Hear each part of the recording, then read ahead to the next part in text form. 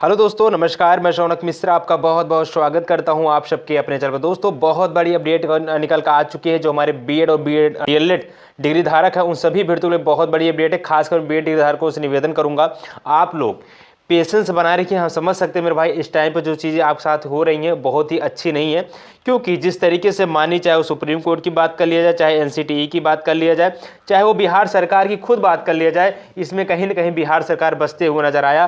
क्योंकि अगर बिहार सरकार इतना कदम बढ़ा सकती है, अगर बिहार सरकार सुप्रीम कोर्ट तक एसएलपी दायर कर सकती है, तो क्या वो एक दो दिन तक इंतजार नहीं कर सकता था?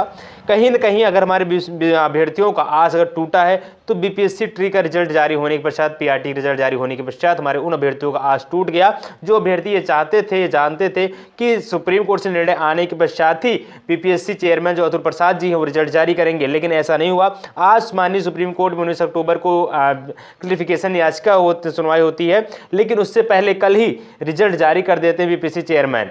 ये चीज़ें मुझे बिल्कुल नहीं समझ में आई, जिसको लेकर मैंने सवाल भी उठाया। आखिरकार एक दिन की बात थी, बीपीएससी चेयरमैन इंतजार कर सकते थे। जैसे माध्यमिक रिजल्ट अभी तक नहीं जारी किया गया है, वैसे प्राइमरी का रोक दिए होते आप, क्योंकि जो अभ्यर्थी आस लगाए बैठे थे, जो अभ्यर्थी लगा था। देखिए, दो चीज़ें हो सकती हैं। अगर जिसके लिए आप लड़ाई लड़ रहे हो उसी के लिए आप बैक हो जाइए।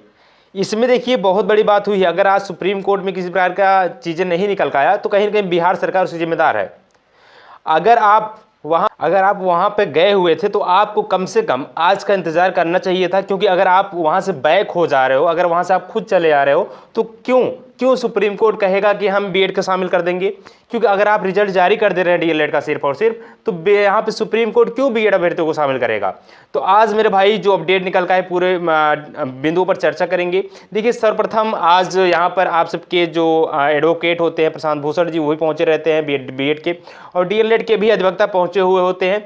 तो कहने का तात्पर्य है, आज जब केस में सुप्रीम कोर्ट में केस आता है, 34 नंबर लिस्ट होता है, आप देख सकते हैं 39,986 केस का नंबर होता है, और यहाँ पे डायरी नंबर होता है। वहाँ पे जब केस आपका लिस्ट होता है, क्योंकि मैंने बताया था ये लंच से पहले से सुनवाई हो सकती है, क्योंकि 34 नंबर पर सीरियल नंबर था, तो बहुत ज़्यादा टाइम नहीं लगता है। बहस बहुत देर नहीं होती, ज़्यादा 20 से 25 मिनट की सुनवाई भी होती है, जिसके लेकर के बहुत ज़्यादा चीज़ें निकल को तो नहीं आई हैं। लेकिन जो थोड़ी बहुत बातें हुई उसको मैं चर्चा कर लेता हूँ। आगे क्या इसके लिए पॉसिबिलिटी है, क्या हमारा बीएड शामिल हो सकता है, कि सुनवाई आने वाले टाइम पर जो इसकी सुनवाई होगी तो इसमें हमारे बीएड वाले अभ्यर्थियों को मौका मिलेगा, क्या नहीं मिलेगा।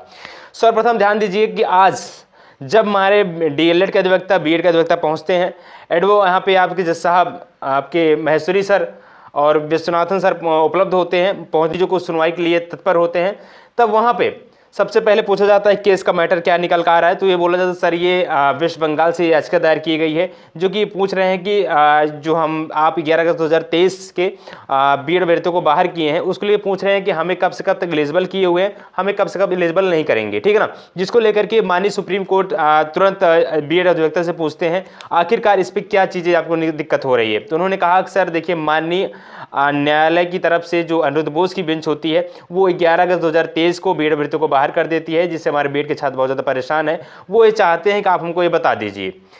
तो इसके पहले और भी सारी चीज़ें होती हैं। तब यहाँ पर डीएलएड का अधिवक्ता बोलते हैं, सर अभी 13 अक्टूबर की ऐसी केस सुनवाई थी, तो वहाँ पे बोपन्ना सर सुनवाई कर रहे थे। बोपन्ना सर ने इस केस को ट्रांसफर कर दिया अनिरुद्ध बोस की बेंच पर। क्यों कर दिया था? क्योंकि सर उन्होंने कहा कि अनिरुद्ध बोस इस केस को शुरू से देख रहे हैं, इस पर उनको ज़्यादा नॉलेज है, इसलिए हम इस केस को नहीं देखेंगे, वही इस केस को देखें।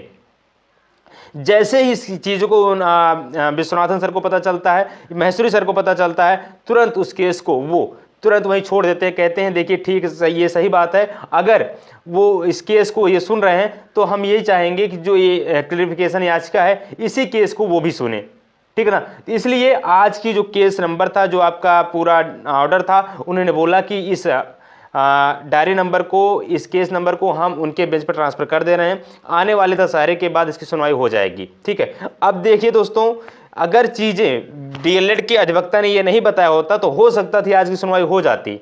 लेकिन जब चीज़ें उनके नॉलेज में आ गई कि हाँ ये चीज़ें सही बात है, अगर वो अधिवक्ता अगर ये चीज़ें अनिरुद्ध बोस सुन रहे हैं तो अच्छी बात है, क्योंकि उन्होंने सब चीज़ें किया हुआ है। बीएड में आज शुरुआत से लेकर लास्ट तक उन्होंने सारी चीज़ों को ऑर्डर दिया है, तो उनको जानकारी में है, वो सारी चीज़ें कर सकते हैं, ठीक है ना। इसको लेकर उन्होंने भी क्लैरिफिकेशन याचिका को भी, जो आज की सुनवाई थी, वो अनिरुद्ध बोस की बेंच पर ट्रांसफ़र कर देते हैं, ठीक।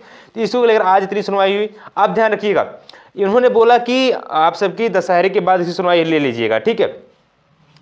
अब बात यह है कि आखिरकार जो 13 तारीख को सुनवाई हुआ था उसको 30 तारीख मिल गया, 20 तारीख को बढ़ा करके 30 तारीख कर दिया गया। अब क्या हम ये समझे कि आज 19 तारीख है ही, इसके बाद 30 तारीख को ये डेट लग जाएगा। क्या ये 30 तारीख अनिरुद्ध बोस जी बेंच पर दोनों केस को मर्ज करके सुनेंगे? ये बहुत बड़ा सवाल है मेरे भाई। ऑर्डर शीट अभी थोड़ी देर में आ जाएगा। जैसे ऑर्डर शीट के लिए कोई अपडेट आती है या डेट निकल कर आती है, मैं तुरंत आपको चैनल के माध्यम से रूबरू कराऊंगा। इसके लिए चैनल को सब्सक्राइब कर लीजिए, वीडियो को लाइक कर दीजिएगा।